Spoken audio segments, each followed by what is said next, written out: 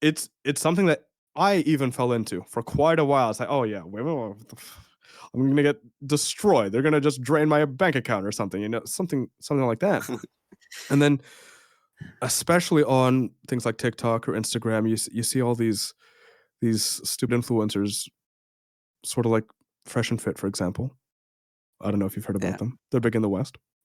Or guys going up to girls in Miami, asking them what their preference in guys are, and then or studies from Tinder users, right? Oh, I think I've seen those.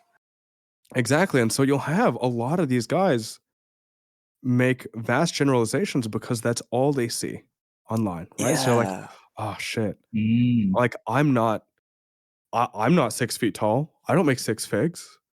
I don't have a 6 inch, you know? Yeah. Th But yeah. and then you start to get really insecure, and then you really start to think about, oh, okay, well, if that's all there is, then I'm screwed.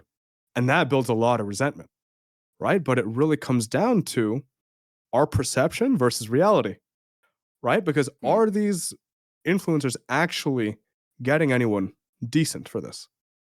Chances are they're Yeah. all going to be a certain kind of Mm. person, right? Like look at the people that they bring on into Fresh and Fit, right? They're They don't they're really like Miami strippers. You want a Miami exactly. stripper? You know? One analogy that I made that I'm actually really proud of is, Yeah.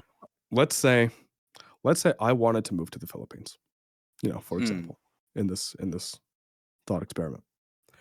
And we're in a conversation about it. And I go, "Oh, Kyle, I I can't go to the Philippines. Have you heard what's happening in Sweden? They have no-go zones. Like cops and ambulances can't even enter. They have curfews at night so that women don't get raped. It's too wild over there in Sweden. Yeah. Like I could never move to the Philippines now. Do you realize how dumb that is?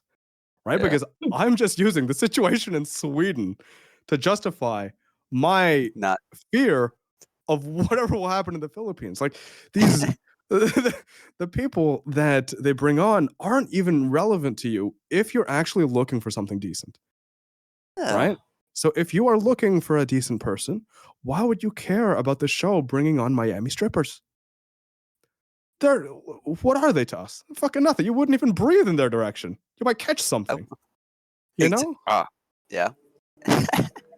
Exactly. And so it's really about these vast generalizations and the internal work necessary to actually recognize that and to be able to stop yourself. And so Yeah. that's really what it comes down to, because then you get clarity on pretty much everything. And that makes your life way, way easier. Mm. Yeah. Just really knowing what you want. Exactly.